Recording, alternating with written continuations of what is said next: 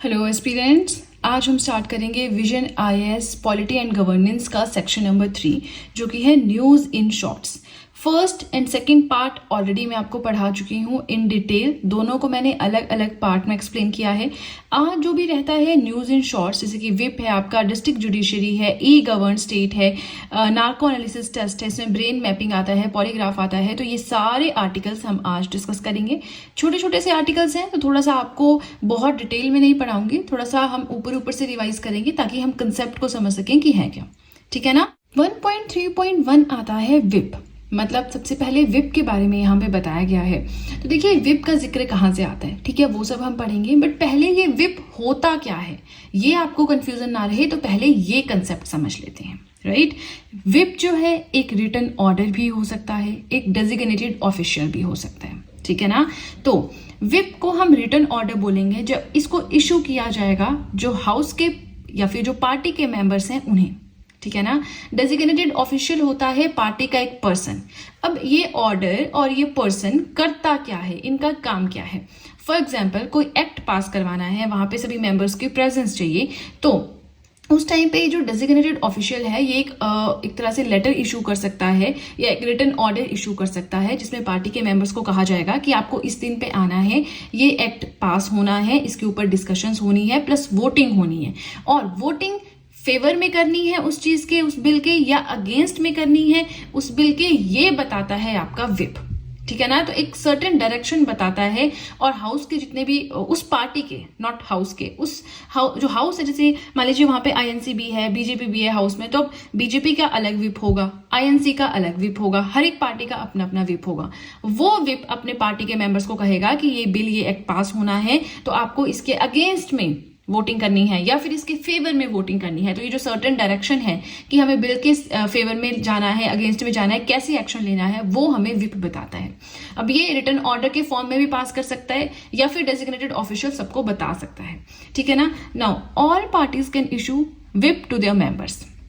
हर एक पार्टी का अपना विप होता है। ठीक है। पार्टीज क्या करती हैं, जो सीनियर मेंबर है हाउस का उसे अपना विप बनाती हैं, जैसे चीफ विप कहती हैं, साथ में जो है उनके कुछ एडिशनल विप्स भी होते हैं। ठीक है ना। अब ये कंसेप्ट आया कहां से, विप आपको समझ में आ गया। नाउ एक कॉन्स्टिट्यूशनल बेंच बैठा था। देखिए शिवसेना केस आपने सुना ही होगा, ज्यादा आपको नहीं भी पता होगा। अगर महाराष्ट्र में शिवसेना बहुत बड़ी पार्टी है, इवन थी, है, जो भी कह लीजिए, तो अब इसमें स्प्लिट हुआ है। जैसे आईएनसी का स्प्लिट पढ़ा है हमने 1907 में, सूरत स्प्लिट होता है, मॉडरेट्स एंड एक्सट्रीमिस्ट अलग अलग हो जाती हैं, वैसे ही शिवसेना का भी स्प्लिट हुआ है। लेकिन इसमें पार्टीज के नाम दोनों के ही सेम है, पुरानी वाली भी शिवसेना के नाम से है, नई वाली भी शिवसेना के नाम से है। अब इन दोनों के बीच में इश्यूज बहुत चल रहे हैं कि लोगो कौन यूज करेगा, है ना, और सीएम कौन रहेगा। इस तरह से एक साइड पे उद्धव ठाकरे है, दूसरी साइड पे एकनाथ शिंदे है जो कि राइट नाउ सीएम भी है महाराष्ट्र के, तो अब लोगों कौन यूज करेगा, ये सब वहां पे जो है इश्यूज चल रखे हैं। तो ये देखिए एक तरह से स्टेट स्पेसिफिक भी है थोड़ा सा, तो हमें थोड़ा सा इसको पढ़ना है, बहुत डेप्थ में नहीं जाना है ना। महाराष्ट्र वाले हैं वो तो भाई देख लो पूरा अच्छे से।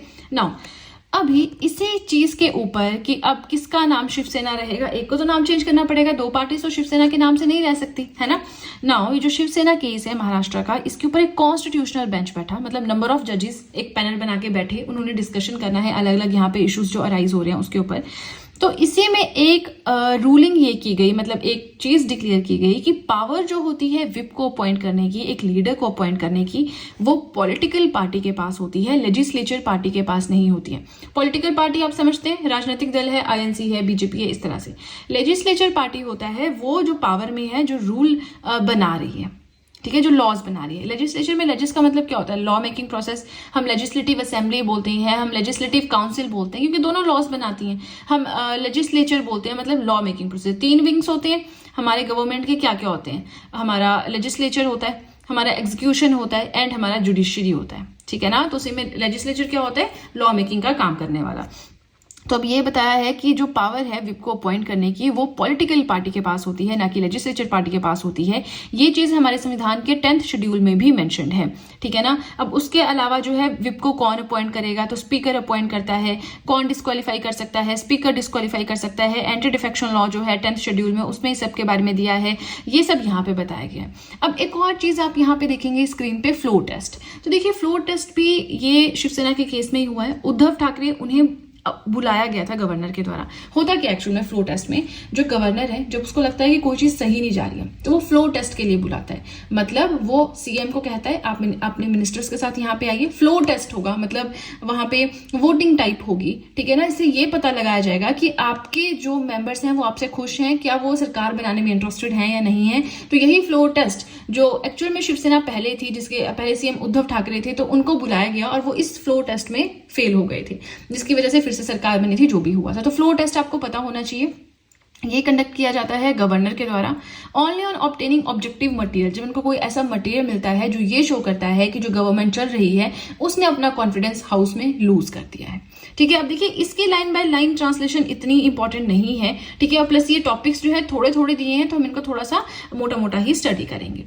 सेकेंड हमारा जो आता है 1.3.2 इज आर्टिकल 142। आर्टिकल 142 क्या बोलता है, तो इसके अंडर आर्टिकल 142 के under Supreme Court directly divorce दे सकता है कपल्स को। नॉर्मली डायरेक्टली डिवोर्स नहीं मिलता है, आपको 6 महीने से 18 महीने तक साथ में रहना होता है। एक बार फिर से कोशिश करनी होती है कि आपका रिश्ता संभल सके। आप समझते हैं ना कि इंडियन कल्चर में डिवोर्स नाम की चीज तो है ही नहीं, है तो इंग्लिश वर्ड है। हमने अच्छे से इसके बारे में एक बार डिस्कस किया था। नाउ अब इंडियन कल्चर में डिवोर्स को एकदम इतना सुप्रीम नहीं मानते है ना, इतना इजी नहीं है डिवोर्स लेना भी। लेकिन अंडर आर्टिकल 142 अगर सिचुएशन बहुत खराब है तो एकदम से आपको डिवोर्स ग्रांट किया जा सकता है। नाउ सुप्रीम कोर्ट ने कहा है कि डायरेक्ट कब मिलेगा, in cases where marriage has irretrievably broken down. मतलब शादी विवाह इस तरह से टूटा है कि उसको फिर से नहीं जोड़ा जा सकता, और दोनों के बीच में रिश्ते इतने खराब हैं कि फिर से जो है चांसेस नहीं है कि रिश्ता संभल सके, ठीक है ना। अब देखिए 6 महीने से 18 महीने का टाइम क्यों दिया जाता है कि कोशिश रहती है कि डिवोर्स ना हो, है ना, दोनों में जो भी मिसअंडरस्टैंडिंग्स हैं वो क्लियर हो जाएं। लेकिन अगर फिर भी मिसअंडरस्टैंडिंग्स रहती हैं तो इस टाइम पीरियड के बाद फिर डिवोर्स ग्रांट कर दिया जाता है, ठीक है ना। नाउ यहाँ पे बोला है कि अगर इरिट्रीवेबली ब्रोकन डाउन, मैरिज इस तरह से टूटी है कि वो फिर से नहीं जुड़ सकती, सिचुएशन पहले जैसी नहीं हो सकती, दोनों के बीच में बहुत ही ज्यादा वाद विवाद है, तो उस केस में स्पेशल पावर, स्पेशल आर्टिकल है ये 142, इसके अंडर उन्हें जो है डिवोर्स दिया जा सकता है। उसके बाद यहाँ पे वही सेम चीज़ है कि जो हिंदू मैरिज एक्ट है 1955 का, उसके अंडर जो टाइम पीरियड है उसको स्किप कर दिया जाता है। नॉर्मली जो हिंदू मैरिज एक्ट है उसमें जब पहली मोशन आप पास करते हैं दोनों के म्यूचुअल कंसेंट के साथ, तो आपको 6 से 18 महीने तक वेट करना होता है, साथ में रहना होता है, चीज़ों को सही करने की कोशिश करनी होती है। उसके बाद सेकेंड मोशन पास होता है, तो काफ़ी लंबा प्रोसीजर है। हाउएवर सुप्रीम कोर्ट ने ये चीज़ भी साथ में कही है कि जो डिवोर्स लेने की ग्रांट है ना, it is not a matter of right but a discretion. ऐसा नहीं है कि आपका राइट है, आप कोर्ट में जाएंगे कि मेरी इसके साथ नहीं बनती है, मुझे डिवोर्स चाहिए, तो वैसा नहीं है। It is not a right but a discretion. Discretion का मतलब होता है चॉइस का काम है कि और कोई चांस नहीं बचा है ना। डिस्क्रिशन का मतलब क्या होता है, हम पढ़ते हैं ना कि हाई कोर्ट में जो जजेस हैं, ठीक है ना, उनका जो नंबर ऑफ जजेस है that is left to the discretion of governor. इसका मतलब है कि कितने जजेस होंगे वो गवर्नर डिसाइड करेगा, सारी सिचुएशंस को देखते हुए कि काम कोर्ट में ज्यादा है कम है और भी चीजों को देखते हुए, है ना। तो डिस्क्रिशन होता है अपनी चॉइस के हिसाब से, अपनी कॉन्शियस को यूज करके, समझ के, ठीक है, उस तरह से। नाउ आर्टिकल 142 प्रोवाइड करता है कि आपको कंप्लीट जस्टिस करना होगा 2 पार्टीज के बीच में, उस केस में जब बीच में उनके बीच में कोई रेमेडी नहीं हो सकती है, ठीक है ना। नाउ आर्टिकल 142 जो है it is sweeping in nature, मतलब एक बार में आता है और एकदम सब कुछ साफ करके चला जाता है। जैसे हम सफाई करते हैं घर पे, एकदम सफाई हो जाती है, झाड़ू पोछा करते हैं, तो वैसे ही ये है कि एक रिश्ता बना हुआ था उसको एकदम से स्वीप कर देता है। इट इज टेम्परेरी, है ना, स्वीपिंग इन नेचर। इसके अलावा कुछ यहाँ पे आप देख सकते हैं कि जजमेंट्स आई हैं, जैसे कि प्रेमचंद गर्ग केस था, तो इसमें आर्टिकल 142 की डिमार्केशन की थी कि कितने इसके एजेस हैं, कितनी इसकी पहुंच है, हर एक केस में कहाँ तक ये जा सकता है, कितनी इसकी पहुंच है, वो बताया गया। Union carbide corporation versus Union of India case, तो ये कौन सा केस है, ये है भोपाल गैस ट्रेजेडी जब हुई थी, उस कंपनी का नाम है ये, वो 1984 में हुई थी मध्य प्रदेश में, है ना। हम पढ़ते हैं मिथाइल आइसोसाइनाइड, वो सब पढ़ते हैं हम स्टैटिक में। नाउ अब वो उस केस में सुप्रीम कोर्ट ने 1991 में आके जजमेंट दी कि अंडर आर्टिकल 142 इसका स्कोप बहुत वाइड है, तो विक्टिम्स को कंपनसेशन देना होगा। इसमें 2 पार्टी सिर्फ शादी वाली नहीं थी, इसमें आ गया एक पार्टी आ गए विक्टिम्स, एक पार्टी आ गए ओनर्स, ठीक है। थर्ड आता है Supreme court bar association versus Union of India. इसमें कहा गया कि आर्टिकल 142 की जो पावर्स हैं ये बहुत इंपॉर्टेंट है, देखिए इसको आपने ध्यान में रखना है कि आर्टिकल 142 की जो पावर है these are supplementary and couldn't be used to supplant और ओवरराइड अ सब्सटेंशिव लॉ। देखिए कोई कानून बना है संविधान में, ठीक है, तो आपको उसी के हिसाब से काम करना है, लेकिन कहीं पे अराइज होती है कि सिचुएशन की हमें आर्टिकल 142 यूज करना है, वहीं पे से यूज करना है। बाकी हर एक चीज के लिए कानून बना हुआ है हमारे संविधान में, तो उस हिसाब से चलना है। This article is just supplementary in nature, ये समझना है। फिर आता है क्रिटिसिज्म ऑफ आर्टिकल 142 कि अब ये जो हम आर्टिकल पढ़ रहे हैं, आर्टिकल 142 पढ़ रहे हैं, ठीक है ना, इसके कुछ क्रिटिसिज्म भी है। हर एक चीज को क्रिटिसाइज किया जाता है, तो इसका भी वही सिस्टम है। ये कहा गया कि स्वीपिंग है इन नेचर, एकदम से आता है और सब कुछ तोड़ फोड़ के चले जाता है ना। एम्बिगियस है, अनसर्टेन है, कहाँ पे क्या होना है कुछ नहीं पता। Absence of a standard definition for the term of complete justice. अब ये जो कंप्लीट जस्टिस दो पार्टीज को प्रोवाइड करवाना है, ये कंप्लीट जस्टिस है क्या, ये तो पता ही नहीं है ना। And violation of the separation of powers doctrine. ये जो सेपरेशन ऑफ पावर का सिद्धांत है, इसमें यहाँ पे क्या हो रहा है, वायलेशन हो रहा है। जैसे कि हमारे एग्जीक्यूटिव की पावर अलग है, लेजिस्लेचर की पावर अलग है, जुडिशियल की पावर अलग है, तो यहाँ पे मिक्स हो रही है पावर्स, ये यहाँ पे कह रहे हैं, ठीक है। नाउ नेक्स्ट आता है 1.3.3 district judiciary. Now supreme court ने ये स्टेटमेंट दी है कि डिस्ट्रिक्ट जुडिशरी जो है, दैट इज उनकी जो इंडिपेंडेंस है वो है पार्ट ऑफ बेसिक स्ट्रक्चर, ठीक है ना। अभी बेसिक स्ट्रक्चर क्या है ये देखते हैं। देखिए, बेसिक स्ट्रक्चर का मतलब होता है संविधान में कुछ चीजें ऐसी हैं जिनको आप अमेंड नहीं कर सकते हो, सुधार ही नहीं सकते हो। देखिए, संविधान में कुछ चेंजिंग लानी है तो हम क्या करते हैं, कॉन्स्टिट्यूशनल अमेंडमेंट लेके आते हैं और उसमें चेंजिंग कर देते हैं। लेकिन कुछ बेसिक चीजें ऐसी हैं जिनको आप सुधार नहीं सकते हो, उसी का पार्ट है डिस्ट्रिक्ट जुडिशरी की इंडिपेंडेंस, ठीक है ना। अब देखिए, सुप्रीम कोर्ट ने एक जजमेंट दी थी ऑल इंडिया जजेस association versus Union of India case में, जिसमें कुछ प्रिंसिपल्स जो है जुडिशरी से रिलेटेड वो हाईलाइट किए गए थे। अब देखिए, इंडिपेंडेंस ऑफ डिस्ट्रिक्ट जुडिशरी हम बोल रहे हैं, ये पार्ट है बेसिक स्ट्रक्चर ऑफ कॉन्स्टिट्यूशन का, ये हम बोल रहे हैं। क्यों? क्योंकि जो रूल ऑफ लॉ है उसको अपहोल्ड करने में इंपॉर्टेंट रोल प्ले करता है। इसका मतलब क्या है, देखिए संविधान में कुछ लॉज बने हुए कि आपको चोरी नहीं करनी है, आपको चकारी नहीं करनी है, आपको मर्डर नहीं करना है, आपको प्रॉपर्टी से रिलेटेड ऐसे ऐसे डिवीजन होता है, ये सब कुछ चीजें हैं हमारे संविधान में हर एक चीज से रिलेटेड।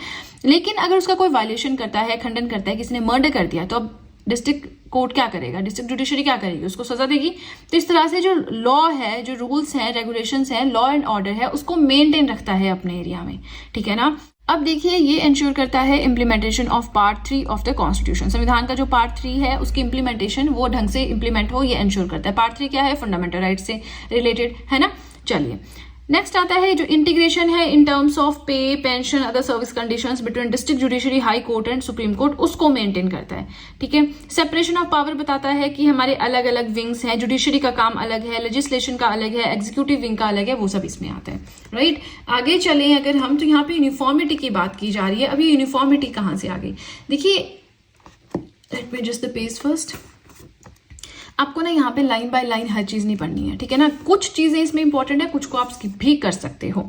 अब uniformity in designation and service conditions का मतलब है, फॉर एग्जांपल राजस्थान में कोई डिस्ट्रिक्ट जुडिशरी में किसी पोस्ट में है और उत्तराखंड में कोई डिस्ट्रिक्ट जुडिशरी में पोस्ट में है, तो उन दोनों को सेम पावर्स मिलेंगी, सेम कंडीशन ऑफ ऑफिस होगा, सब कुछ उनका सेम होगा, डिजिग्नेशन सेम है, सर्विस कंडीशन उनकी सेम होगी, इस तरह से।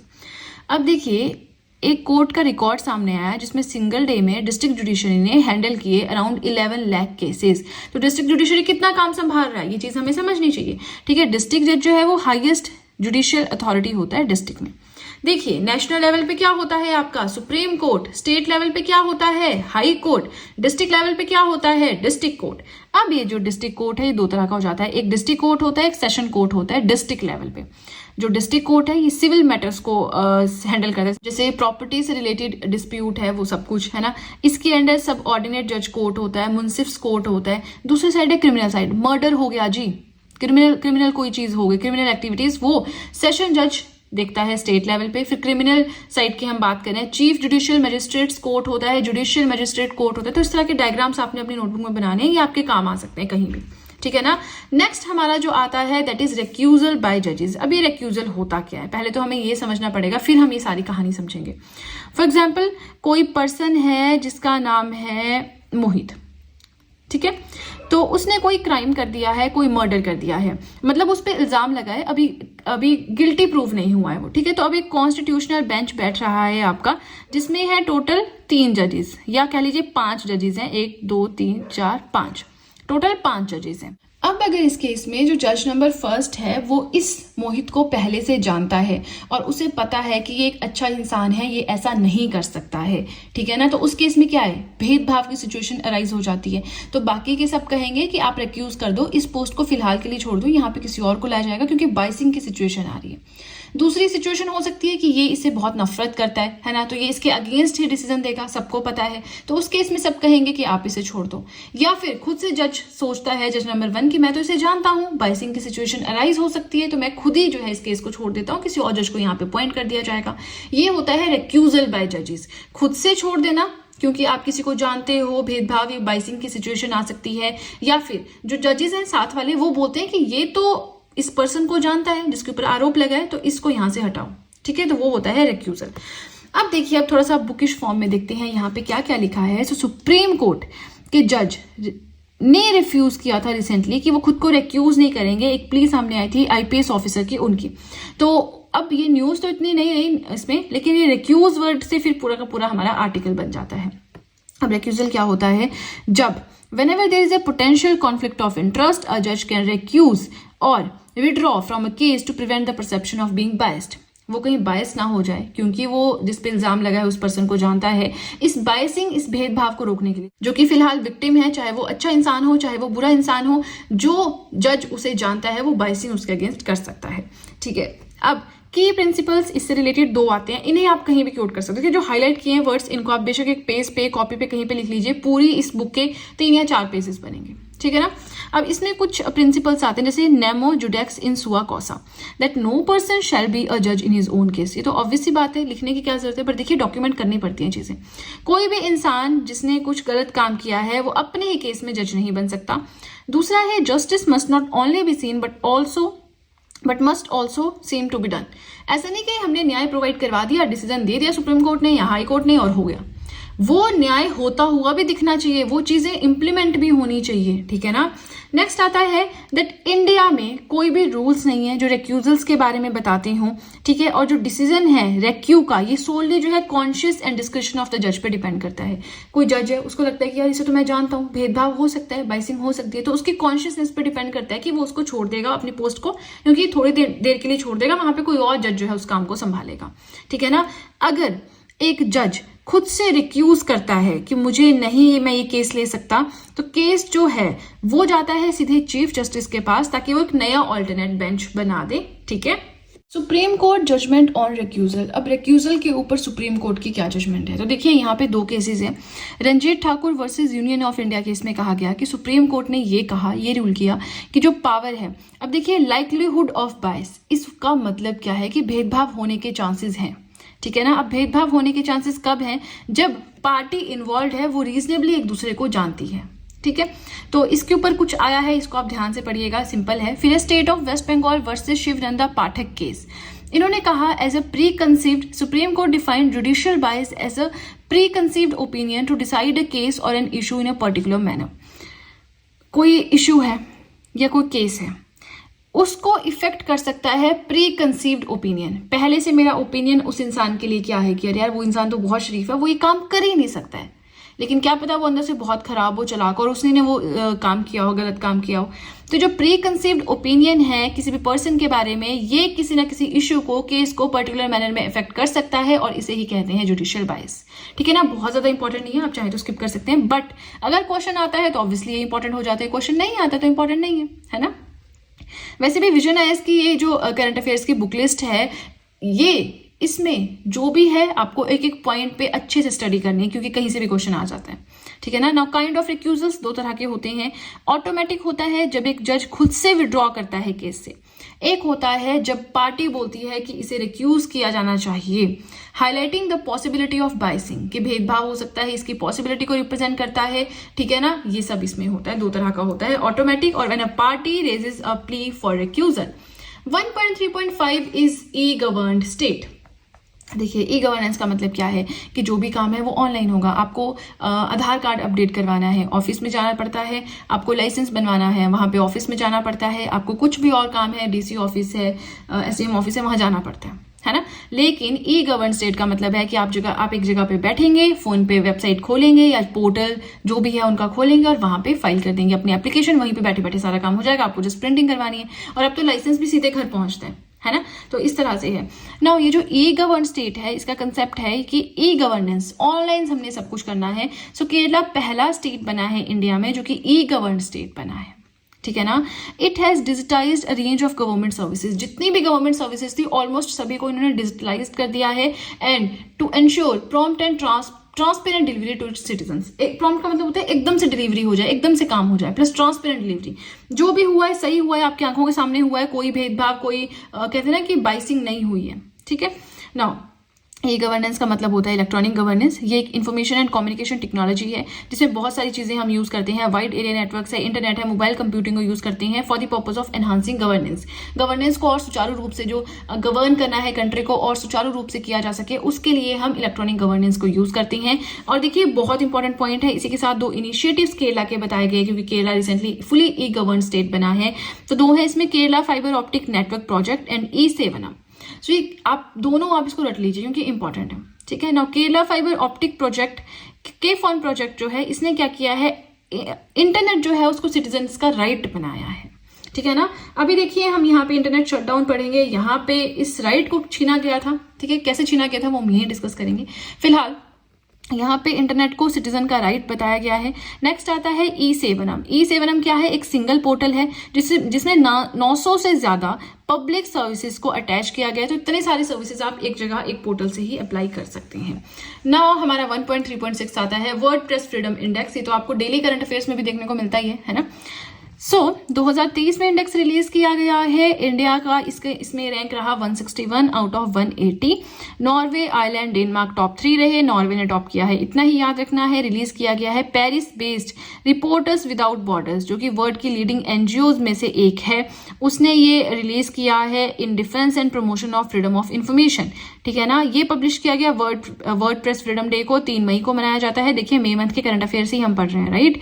नाउ इवेल्युएशन कैसे किया जाता है कि कितनी फ्रीडम है किसी कंट्री में, प्रेस को कितनी नहीं है। तो 5 यहाँ पे जो है इंडिकेटर्स लिए जाते हैं। पॉलिटिकल कंटेक्स्ट है, लीगल फ्रेमवर्क है, इकोनॉमिक कंटेक्स्ट है, सोशियो कल्चरल कंटेक्स्ट और सेफ्टी, ठीक है ना।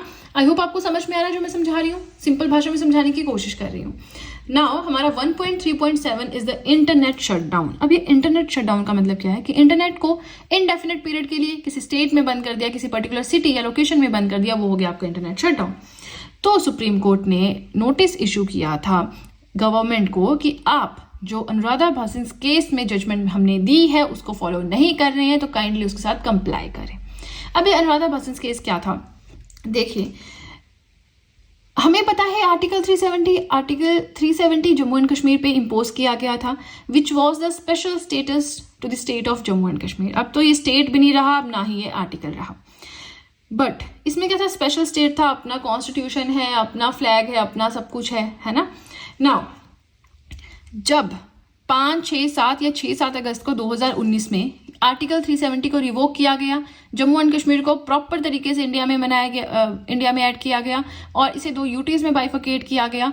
उस टाइम पे सस्पेंड की गई थी जम्मू एंड कश्मीर में mobile, landline and internet services, ताकि आर्टिकल 370 को अच्छे से रिवोक कर सके, along with the restrictions on movement.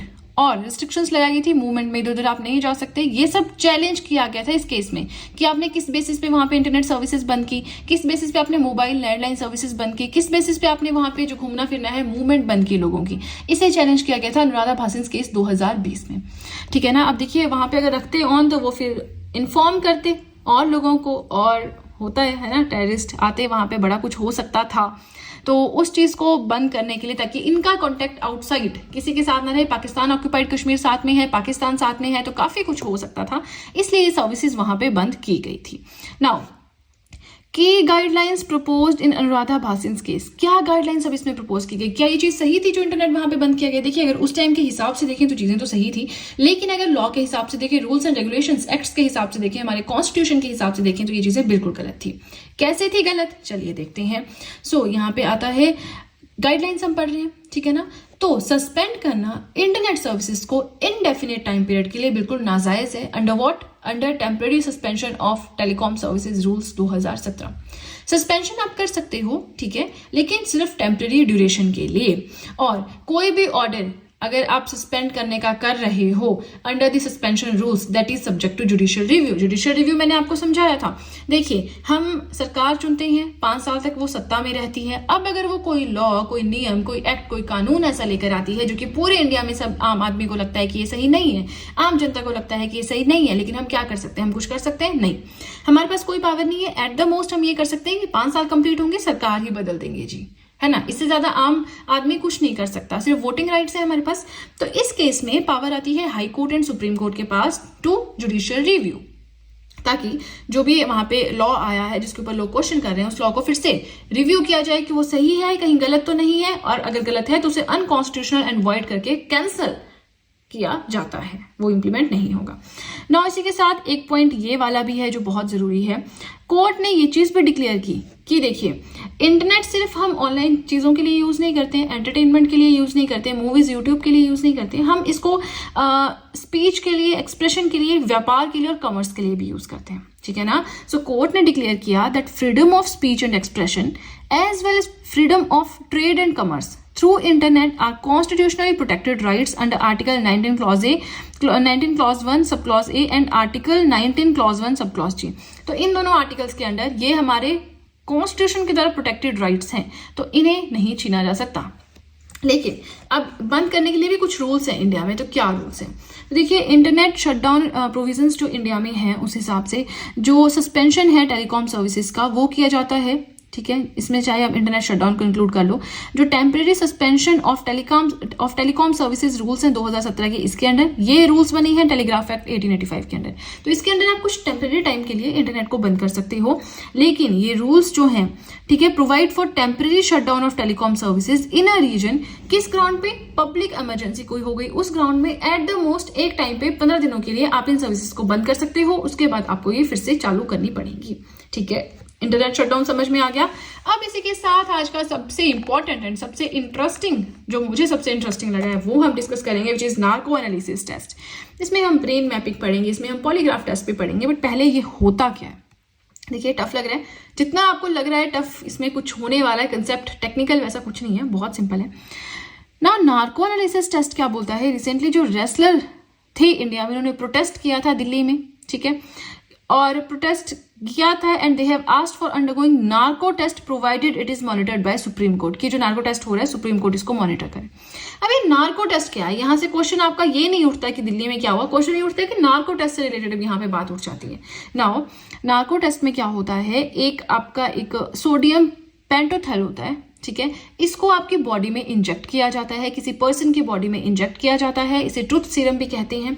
और जब इस चीज को, सोडियम पेंटोथेल को इंजेक्ट किया जाता है बॉडी में, इंसान की जो सोचने समझने की एक शक्ति है वो काफी कम हो जाती है। इवन वो एक रिफ्लेक्स एनिमल बन जाता है, उसे कुछ समझ नहीं आता, लोअर कर देता है इंसान के सेल्फ कॉन्शियसनेस पावर को, thereby allowing them to speak without inhibition. इसलिए इंसान से जब उसको हमने ये चीज इंजेक्ट कर दी उसकी बॉडी में, उसको सोचने समझने की शक्ति नहीं रही, उसको एक जगह बिठा के उसे क्वेश्चनिंग की जाती है और वो सही सही आंसर देता है। हम बोलते हैं ना, एक शराबी होता है तो उससे कुछ भी पूछे, वो जो भी बोलता है सही बोलता है, सच बोलता है, जो उसके मन में होता है वो बोलता है। तो वही चीज इसके साथ भी होती है ना। बेशक हम शराब वाले कंसेप्ट को यहाँ नहीं वो कर सकते, that was just an example.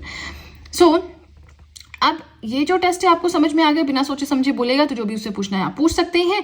और ये टेस्ट जो है, गाइडेंस और सुपरविजन जो है किसी साइकोलॉजिस्ट के या किसी इन्वेस्टिगेटिंग ऑफिसर के या किसी फॉरेंसिक एक्सपर्ट के अंडर होना चाहिए, ठीक है ना। नाउ सुप्रीम कोर्ट का एक केस फिर से आया, Selvi and others versus state of Karnataka and another. इन्होंने रूल किया कि आपकी नार्को एनालिसिस है, ब्रेन मैपिंग है, पॉलीग्राफ टेस्ट है, इनको किसी भी इंसान पे उसकी इच्छा के बिना, उसके कंसेंट के बिना कंडक्ट नहीं किया जा सकता है, ठीक है ना। नेक्स्ट इज कि जजमेंट जो है that was given taking view of the fundamental rights. ये जो पीछे वाली जजमेंट थी जिसमें हमने पढ़ा कि जो पॉलीग्राफ टेस्ट है, ब्रेन मैपिंग है, ये जो टेस्ट है, नार्को एनालिसिस है, इनको इंसान की कंसेंट के बिना नहीं किया जा सकता। तो इसके अंदर 2 आर्टिकल्स को कंसीडर किया गया। आर्टिकल 20 क्लॉज 3 बोलता है राइट अगेंस्ट सेल्फ इंक्रिमिनेशन, इसके अंडर कॉन्स्टिट्यूशन ये स्टेट करता है कि किसी भी पर्सन को उसी के अगेंस्ट विटनेस नहीं बनाया जा सकता है। आर्टिकल 21 बोलता है right to life and personal liberty. ये जुडिशली एक्सपेंड करता है राइट अगेंस्ट क्रूल, इनह्यूमन और डिग्रेडिंग ट्रीटमेंट। तो ये आपको समझ में है, आर्टिकल्स हमने फंडामेंटल राइट्स पढ़ रखे हैं बहुत अच्छे से, तो उनके अगेंस्ट ये चीज जाती है, इसलिए इंसान का कंसेंट होना जरूरी है। और जो भी वॉलंटरी बोलता है कि हाँ मेरे ऊपर आप ये टेस्ट कर लो, उसे फिजिकल एस्पेक्ट्स इसके क्या है, इमोशनल एस्पेक्ट्स क्या है, लीगल इम्प्लीकेशंस क्या है, वो सब समझाई जाती हैं। पुलिस भी समझाता है, लॉयर भी समझाता है, जो साइकोलॉजिस्ट है वो भी समझाता है। नाउ ये अब जो चला ये बहुत इंपॉर्टेंट है। देखिए इसमें कुछ है ट्रिकी, कुछ है समझने वाला, नहीं बिल्कुल अंडरस्टैंडिंग क्लियर कर लीजिए, उसके बाद हमेशा ही याद रहेगा। But revision time to time required होता है हमारे ब्रेन को, है ना। नाउ जो नार्को एनालिसिस रिपोर्ट है, अब किसी का टेस्ट हुआ, उसके बॉडी में कुछ इंजेक्ट किया, उससे क्वेश्चन पूछे गए, उसने सच सच आंसर्स दिए, उसकी रिपोर्ट बनी, लेकिन ये जो रिपोर्ट बनती है, ये जो डेटा कलेक्ट होता है, this data is not admissible as primary evidence in the court. इसको कोर्ट में ले जाके ये नहीं बोल सकते कि अरे ये इंसान तो गलत है, इसने तो सच में मर्डर किया है, इसको तो सजा मिलनी चाहिए, ऐसा नहीं हो सकता। हाउएवर, अब ध्यान से सुनिएगा, any information or material that is subsequently discovered with the help of voluntary administered test results can be admitted in accordance with section 27 of the Evidence Act 1872। क्या बोला है, कोई पर्सन है उसने मर्डर किया है, ठीक है, लेकिन वो मानता नहीं है, लेकिन उसने कहा कि आप नार्को एनालिसिस टेस्ट कर लो, कोई बात नहीं, ठीक है, जो भी होगा। उसका टेस्ट हो गया, अब उससे पूछा कि क्या सबूत है कि आपने मर्डर किया, तो वो बताएगा कि for example, it is just an example, कि वो बताएगा कि वहां पे कैमरा लगा है, आप सब भूल गए हैं उसको चेक करना, that is a hidden camera, तो वो मैं बंद करना भूल गया था, उस पर कुछ कपड़ा डालना भूल गया था, तो वहां पे मेरी फोटो दिखाई दी जब मैं मर्डर करके गया, मेरे हाथ में चाकू था और उसमें खून लगा हुआ था। ये सब वो बोलता है, नार्को टेस्ट कंप्लीट हो गया, रिपोर्ट बन गई। अब अगर पुलिस वहां पे जाती है और उसको वो मटीरियल वहां से मिलता है, उसको सच में मिलता है कि हाँ ऊपर तो कैमरा है और उसमें रिकॉर्डिंग है और उसमें वो पर्सन जा रहा है, तो अब ये जो मटीरियल उस पर्सन ने बताया, उस पर्सन की जो उसने बोला, इसको हम as a primary evidence court में नहीं ले जा सकते, लेकिन उसके बोलने पे जो प्रूफ मिला और सच में पता चला कि हाँ वहां पे तो हिडन कैमरा था, इसने तो मर्डर किया है, उसमें फुटेज है, तो उस फुटेज को कोर्ट में ले जाके फिर उस इंसान को सजा हो सकती है। समझ रहे हैं। तो यहाँ पे article 20 clause 3 right against self incrimination का पूरा ध्यान रखा जा रहा है। चाहे वो इंसान नार्को एनालिसिस टेस्ट के थ्रू ये बोल दे यस मैंने मर्डर किया है, उसको भी आप as a primary evidence court में नहीं ले जा सकते हो, प्रूफ चाहिए, ठीक है ना। नाउ नेक्स्ट आता है पॉलीग्राफ टेस्ट क्या होता है, ब्रेन मैपिंग टेस्ट क्या होता है। नाउ इसमें क्या होता है कि किसी पर्सन को प्रॉपर एनवायरनमेंट में बिठाया जाता है, वायर्स वगैरह इंस्ट्रूमेंट्स उसके बॉडी से कनेक्ट किए जाते हैं, उसके बाद उसे बैक टू बैक क्वेश्चंस पूछे जाते हैं। अब अगर किसी इंसान ने मर्डर किया है तो उससे अगर पूछेंगे उस मर्डर के बारे में तो ऑब्वियसली उसको थोड़ा सा डर लगेगा, उसकी हार्ट बीट बढ़ जाएगी, ब्लड प्रेशर बढ़ जाएगा, ब्रीदिंग उसकी बढ़ जाएगी। तो इस तरह से फिर जो है यहाँ पे साइकोलॉजिकल बिहेवियर का जो होता है इंसान का वो मेजर किया जाता है। ब्रेन मैपिंग टेस्ट क्या होता है, ठीक है, ये भी इसमें भी क्या है ब्रेन एक्टिविटी को मैप किया जाता है। ये जो है सेम जैसे पॉलीग्राफ टेस्ट किया वैसे किया जाता है, लेकिन इसमें कोई इंस्ट्रूमेंट्स कनेक्ट नहीं किए जाते, आपके ब्रेन की जो एक्टिविटीज हैं उसको मेजर किया जाता है। आपके सामने फोटोज या इमेजेस चलाई जाएंगी, उनको देखकर अगर आप डर रहे हो या कुछ आप बिहेव कर रहे हो थोड़ा एबनॉर्मल सा अलग सा, तो वो आपकी ब्रेन एक्टिविटी यहाँ पे जो है चेक की जाती है। अब देखिए इसी के साथ हमारा जो पॉलिटी का कंसेप्ट था, हम पॉलिटी पढ़ रहे थे, polity and governance, vision IAS के करंट अफेयर्स मई मंथ की हम पढ़ रहे हैं, जून भी पढ़ेंगे, तो फिलहाल हमने ये सब पढ़ रखा है ना। पॉलिटी हमारा कंप्लीट है। अब हम नेक्स्ट चलेंगे और नेक्स्ट हमें क्या पढ़ना है, नेक्स्ट हम चलेंगे डायरेक्टली अपने इंटरनेशनल रिलेशंस की ओर, राइट। यहाँ पे आप देख सकते हैं पॉलिटी एंड गवर्नेंस है आपका, इंटरनेशनल रिलेशंस है, काफी लेंथी है बट 4 पार्ट्स में मैंने सोचा है, डिसाइड किया है 4 पार्ट्स में से कंप्लीट करवा दूंगी। तो बस आप मेरे साथ बने रहें, वीडियो को देखते रहें, वीडियो पसंद आए तो लाइक जरूर करें, चैनल को जरूर सब्सक्राइब करें, बेल आइकन को प्रेस करें, सो दैट मैं जैसे कोई वीडियो अपलोड करूं सबसे पहले नोटिफिकेशन आपके पास पहुंचे। प्लस जो भी आपके फ्रेंड्स हैं जो भी गवर्नमेंट एग्जाम्स के लिए प्रिपेयर कर रहे हैं उनके साथ मेरे चैनल का लिंक जरूर शेयर करें। तो चलिए फ्रेंड्स आज के लिए इतना ही, अब हम मिलेंगे नेक्स्ट वीडियो में। So that's it and see you soon.